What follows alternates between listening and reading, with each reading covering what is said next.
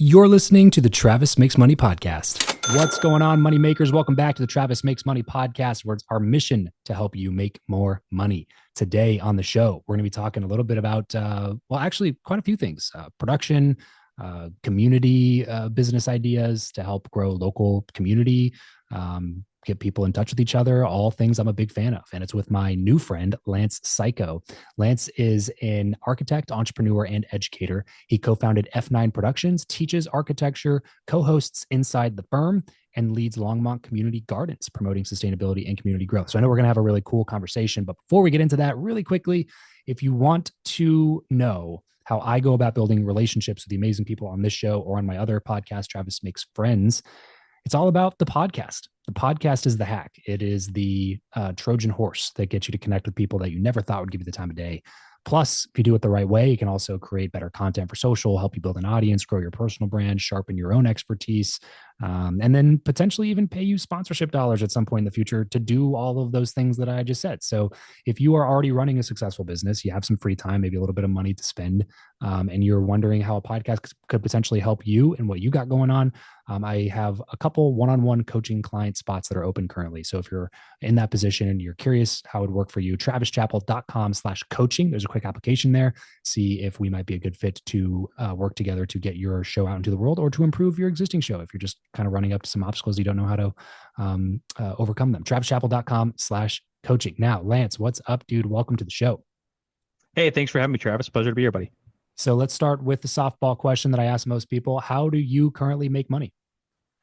In a variety of ways. I think my number one moniker professionally is serial entrepreneur, and I take that very seriously. Like, then what does that mean, right? It means you have multiple businesses, multiple streams of income, and if you go look on LinkedIn, my preferred pronouns are actually positive reactionary, and how that kind of all plays in together is I am that person because I positively reacted to a lot of some negative things regarding money and success and professionalism and entrepreneurship that occurred in my life because of two different things.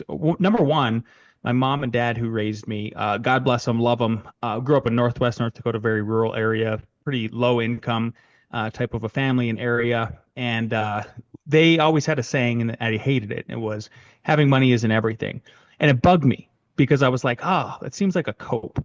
It seems like a cope to me about not having money. And about 10, 12 years ago, my favorite rapper, Kanye West, actually flipped the script on it. And in one of his lyrics, he said, having money isn't everything, not having it is.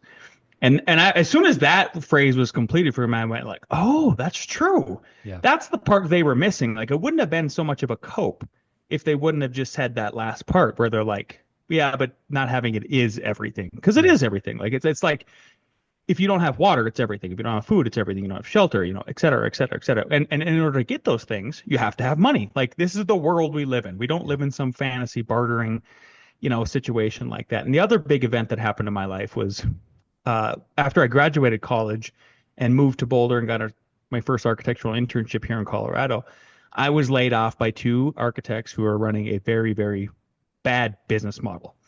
They put all their eggs in one basket, and with like a certain clientele. And if those eggs, if that one basket went away, those eggs in that basket, that's like, well, you had nothing to stand on. So I never wanted to feel like those two things ever again. I never wanted to feel like I had anxiety around not having money. And the other thing is, I never wanted to be let down by other people. I wanted to be let down by myself. I can't fire myself. I mean, I just went around the block with my business partner. We own several businesses together, and we were talking about the construction company. And I go like, yeah, I mean, at the end of the day, you and I are going to be fine, right? That was the whole purpose of starting the companies, is like, I only want to be able to lay myself off. Yeah. I don't ever want to be subject to somebody else's terrible business decisions. So to kind of wrap that up, is I make money in a couple different ways. Number one, I'm an architect first and foremost, and I co-own F9 Productions with my business partner. We're 9 architects deep. We do custom single-family residential, multifamily, commercial stuff. So we aren't putting our eggs in all in one basket. The other thing I do is I do general contracting. We have F14 Productions, which is our sister company. So I'm also a general contractor and a builder. And then we have a real estate development company, F12 Productions. We have it's now turned into an investment company where we just hold real estate and rent it out and then accrue money that way. I'm a retail investor too. And then I'm an educator, so I make money in those two ways. We sell a couple different products online through our education. We sell like software basically for other architects to learn the software that we use to design. And then last, I don't make any money from this necessarily, but I definitely make food. And I have a nonprofit called Longmont Community Gardens. And I haven't paid for a seed or a seedling or any kind of garden equipment, which can be very expensive. Like you see these memes on the internet where they're like, it took me $200 for this, these four tomatoes at the end of the year. It's like, that's not me, because my nonprofit allows me to kind of get all that kind of stuff for free. So those are the ways I make money. So I have one question from all of that. What are the things that you're learning from Kanye West today? I want to know if it's ketamine or not. Like that's my best friend Bill was like, boy, oh boy, it seems like he's on something. I mean, he kind of strayed way far away from him sort of finding Christ. It sucks to see somebody that it does, because he's a genius. He's right. Like he's a creative genius. I think a lot of times one of the things like with the musical artists is like, how it works. Like the first two albums or even any kind of artist is like the first two things they produce, they're so good because they're a reaction to all that pain, kind of like me with this positive reactionary stuff. And it's like and then after a while, like third album sucks, fourth album sucks. So I wonder if he's just trying to reinvent himself, and trying to cause his own pain to do it. It's very strange. Yeah, it's a bummer. It's a bummer to say the least. It's gone so far crazy. Like the stuff, the Super Bowl and everything is just insane. Okay, but anyway, back to the money conversation. Okay. So you mentioned now you have multiple income streams and you have multiple businesses. But I always like to point out that you didn't start that way. That you started with one thing. And then that one thing started paying the bills. And then that one thing started more than paying the bills and producing excess capital. And then that excess capital went to work building these other things and producing more income streams along the way. I always like to point that out because I think it's important just to get people to be like, look, for a minute, you're going to need to focus. You can't be a serial entrepreneur without first being an exclusive entrepreneur, or else you're just chasing ideas all the time. Nothing's ever going to stick. You're going to make $600 from this thing and $1,200 from that thing. And then, like the serial entrepreneur that's making $60,000 a year is making a mistake, is my point. Yeah. And you did not do that. So you focus in on one thing, created extra revenue. And then we're like, okay, not just what's another business I can start, what's another adjacent business that somebody who is in my exact customer journey will need before or after they work with me in this business. And that became each business that you have. Is like they're all in the similar vertical. They're all doing the same thing ish. It's just that they're different stages of the customer journey. So now you can extend a hand out and be like, okay, now I don't have to worry about going in and doing a bunch of marketing and lead gen and sales for this this building company, this construction company, because it's just the clients that we designed the builds for that now need somebody to go out and build it. So why don't we just be that builder and we focus on solving that problem now? So you focused on one thing and then you focused on adjacent businesses that were bolt-ons or add-ons to the current business that you had, which made it much easier to scale those businesses without incurring a ton of capital or costs or expenses to run those businesses. So a really, really fantastic model to put out there to other people. Yeah. Thanks. Yeah. No, I mean, it's very. I'm glad you broke that down, because a lot of people don't. They just kind of take it for granted, and it's like, or what the other thing I've noticed that people do is they like somehow they'll poo-poo the idea, because they're like, yeah, but those need to be vastly different for you to say you're like this serial entrepreneur. It's like, not really. Like why? Like why? That seems like that's. I'm not Elon Musk. Yeah, like I'm that's not, a dumb like, qualifier. Yeah. Yeah, exactly. I mean, because at the end of the day, you could even see with like Elon Musk, who's clearly like the serial entrepreneur. He's like, they're adjacent too, and they're related, because I mean, you look at I was going to buy a Cybertruck. I'm glad I didn't, because after like Whistling Diesel broke it, I was like, oh, this is a computer. So it's literally, it's like, yeah, this is clear. Why wouldn't this be a computer? It's literally a computer on wheels. So why wouldn't it be? He's a software engineer. He's always been a software engineer. He'll always be a software engineer. And sure, he can get adjacent with it when he does his rockets and everything like that. Yeah, it was that. I mean, we've developed a couple courses too, like architect to builder. Well, I'm trying to, on our podcast, encourage other architects to do what we're doing too. It's like, I'm so sick of the whiners in my industry who are like, well, the general contractors are making all the money. It's like, you have the easiest sales funnel ever, Mr. Architect. Yeah. You are the one that is the sticker shock at the very beginning. Nothing's getting built without the plans first. How easy of an interview process do you have with these people for like 12 months? You get to interview them for 12 months, gain all their trust, know the drawings inside and out, and then you can't pick up a hammer, a metaphorical hammer, and charge 20% compared to your measly 5% architect fee, which is still a lot. But man, if you start doing that, and then like you said, so I'll kind of back it up a little bit if it's okay. Yeah, please. The way I started was actually, again, sort of it was in reaction to fear, in reaction to something negative. What I would do is when I was doing that internship, I could see the writing on the wall. Like I could see that work was not coming in, and I knew that a layoff's going to happen pretty quickly here. Like it seems like these guys are just treading water. I mean, it was crazy. So the adjacent thing the thing that I did that was still like, it wasn't moonlighting, it wasn't anything like this, was I tried to find something that didn't exist that I needed even as an architect. And one of the things that I noticed in the software that I was using working with another firm was we didn't have all these high-end, like cool looking furniture that you would put in architectural renderings modeled in this software yet. And then there was this website called TurboSquid. And I was like, oh, I can upload the models here and I can actually sell them. This costs, like, all it costs is me time to do it. So what I started doing is, like, in the months leading up to being laid off, was I would wake up incredibly early, like 4 or 5 a.m.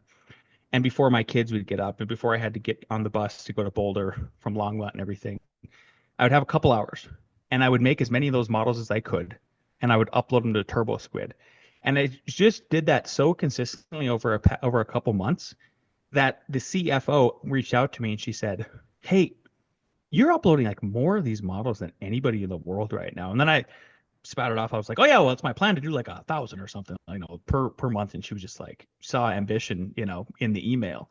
And she goes, well, we have a big corporate client that's potentially coming online. And they're going to have a lot of this manufacturer specific modeling that needs done. Would you be interested in like freelancing? And I didn't tell my bosses at the time, who were about to lay me off anyway. But that was my sort of stopgap if things went south. And then the other thing I did is I was already a carpenter by trade, is I had some Craigslist ads ready to go, which when Craigslist was still like really good to use, I was ready to work for cash and just like not go back to North Dakota. So I tried to had some stopgaps in place. And what was awesome is when I was able to work for cash, not take any unemployment insurance. I got laid off, didn't do any of that. Stayed in Colorado, kept everything going, and was waiting out that 3D modeling contract to come through. They started flowing through, and then that's what built the base when there was no architecture work to be had during the Great Recession. Because that's the other thing too, is like I always try to encourage folks when they're like, Lance, we want to start a business. Like, when should we do it? And I go, the best time to start a business is during the Great Depression. And then they are shocked. And then I go, the second best time is during a Great Recession. What about the third time? Now. And I go, so clearly what I'm saying is now, because if I can do it in a Great Depression, Great Recession, why I say that is like, you will never have more pressure on you. And you will never be then forced to be more creative. You'll never be forced to be more lean in your business. You'll actually be solving a problem that still exists when there's no fat around, and that's the best time. And you're operating under the new rules when you're getting to business during a recessionary time. Because I just had this conversation with somebody recently. We're talking about, people tend to think that money goes away in a recession. The money never goes away; it just changes hands. And the rules by which the money is distributed to new hands have just changed a little bit. That meaning like the business model that worked in this other, economic environment may not work as well. Maybe the margins got cut in half. And now all of a sudden this business that was thriving is now kind of struggling to pay the bills. But that means that particular thing is ripe for innovation. It means that there's a new way to figure out a way to piece those things together. And that company that's got 240 employees is going to have a really, really difficult time adjusting their offers, adjusting their pricing structure, adjusting that, they're going to have to probably let go of a third of their workforce of really highly qualified people. And now you can get people for pennies on the dollar and acquire really, really good talent that you would have not been able to acquire, or if you did acquire them, it would have taken you a lot more money to acquire them. And now this new model, you can kind of be super flexible because you're in startup mode at a time where other people are kind of like slowly dying the death of 1,000 arrows type of a thing, or the death of 1,000 cuts. And you can come in and innovate and come up with something new. So yeah, I couldn't agree with you more. During those times is where there's a lot of innovation that happens. Some of the biggest exits in the next 5 years will be COVID babies. There'll be COVID businesses that were born out of COVID that are now thriving. I don't know how many people I've talked to, even on this show, since we moved to daily episodes, that have been like, well, yeah, it was 2020 and I was sitting there twiddling my thumbs just like everybody else. And I've talked to my buddy and we started this thing because we had a bunch of time, and why not? And it was just like, okay, cool. So the best businesses are often born out of those recessionary time periods, which seems counterintuitive. But if you look at it objectively, you start seeing there's a pattern here, and there's a reason there's a pattern. Yeah. 100%. The other thing too is I want to, like, if you're service-based, if you're doing service-based businesses like us, so yes, there are some products like we build houses, right? And that's a product that we're then selling on the open market and everything. But it's not like we're selling, 1,000,000 widgets. It's like Right. one widget for $1 million. So if the majority of your business is service-based business, that's the other thing too, is you really want to understand once you start to replicate yourself. When I started doing those modeling contracts, that was probably the second best piece of business advice that I ever got, was from my mentor who was administering the contracts. He goes, Lance, his name is Robert.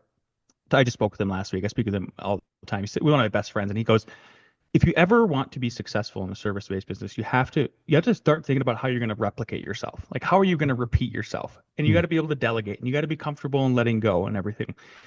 And I really took that to heart, and I tried to figure out and put systems in place. And the first way I did it is, like, I decided to have a business partner. My best friend Al Gore was my business partner. It's like, all right, now we're like the cell that went from 1 to 2, and then we can start multiplying from there, right? Because I can concentrate on business development while he's doing billable work, and vice versa. And then eventually we can start to multiply, and that's what we did. Once you start to multiply, then your next thing you're trying to tackle after successful multiplication and being able to get it so like people are semi-autonomous and making you money like semi-passively, is you have to make sure those people, you don't lose the knowledge captured with those folks. That's why it's so important, especially for like an architecture business, for example, or like a construction business or something where like somebody manager wise has so much up in their brains. And even if it's like, yes, written down and everything, it's like, well, they still know where it is and they could write it down, and like things will get lost in translation.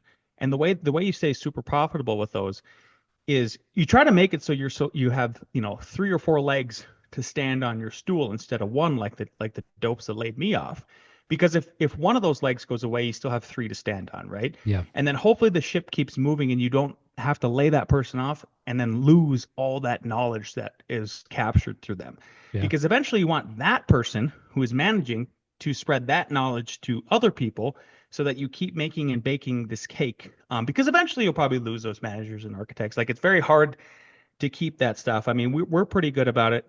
Most of our folks have been, like, our 2 project architects have been with us now for 8 years respectively. And in a millennial's life, that's like back to the gold Rolex watch sort of thing in terms of age, Yeah, definitely.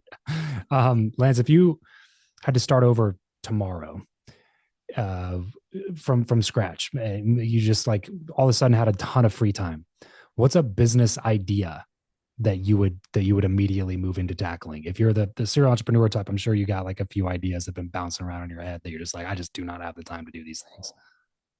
I would white collar a blue collar plumbing business. We'd call it like white collar plumbing or something.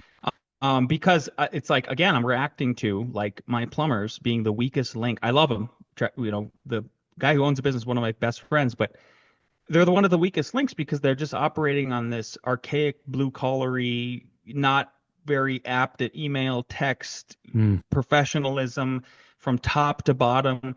And when you think of the plumber, you think of like, the big butt crack and stuff like that. It's like I would try to do the opposite. Hmm. As a guy who's just a contrarian, it seems like that's one of my superpowers in life is like trying to find the opposite that's the positive Yeah. when I'm recognizing the negative. That's the big one. I actually had a guy reach out to me last year, and it's what he does. He acquires businesses and tries to make them better, and then flips them and stuff like that. And he asked the same question. And I go, I would white collar a plumbing business because that is the biggest shortage we have in the construction industry right now, which is kind of a clue to everybody. Yeah. When you're starting a business, it's like you're trying to solve a problem. That's whether it's a product or a service. Like the key to starting a business is first finding that problem that has to be solved. But it has to be real too. I mean, you can't just make up something, and usually a lot of it comes like you said, Travis, just at you being part of the customer chain and going, wait a minute, like this could be better. Yeah. Yeah, sure. That's a great way of looking at it, is taking an existing service. One, like there's a difference between a problem, being problem aware and being solution aware, like of an audience that knows they might have a problem, but they don't know that solutions exist. The nice thing about something like plumbing is that everybody's solution aware. They're so far down the customer journey. The only thing that they're looking for, like the only piece of the puzzle that you have to solve for them is the product aware piece. Is like you have to make them aware that you exist and that you are the correct person to solve that problem with this particular solution. But nobody's just like thinking that they're going to become a plumber and fix their own plumbing when they have plumbing issues. They know they need a plumber. So if you can build a business around that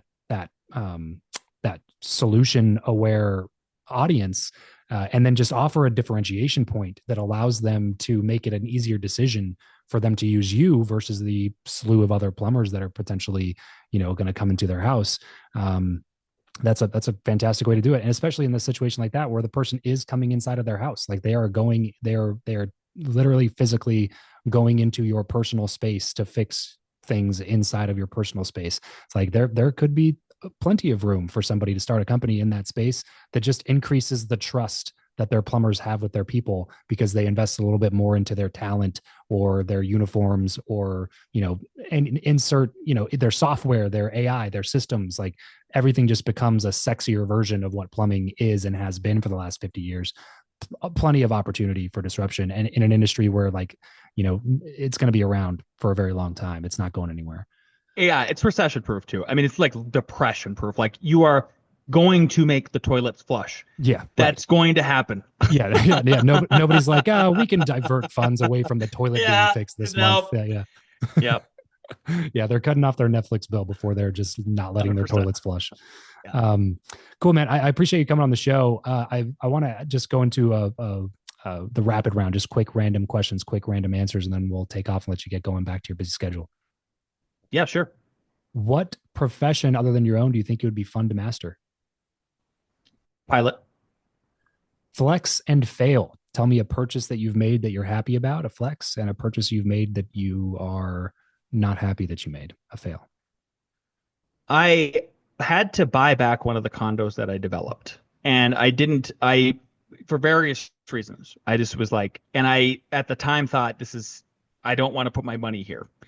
And then all of a sudden real estate popped like crazy after COVID. And I was like, that was the best money I've ever invested in my life. It was amazing. The worst investment was this last fishing trip I was on. I probably spent like $1,200 going to Fort Peck, Montana to chase lake trout and didn't catch one. So didn't catch any. Didn't catch any. But did you clear your head? Have a good time? I did. I was telling my business partner about that. I was like, gosh, you just can't put money on not paying attention to anything but like a fishing for 3 days in the wilderness. Yeah. Yeah. So even that though is like overall probably a pretty good purchase. You know what I mean? Yeah. But it sucks to come back without any fish. That's nothing. Sure. Yeah.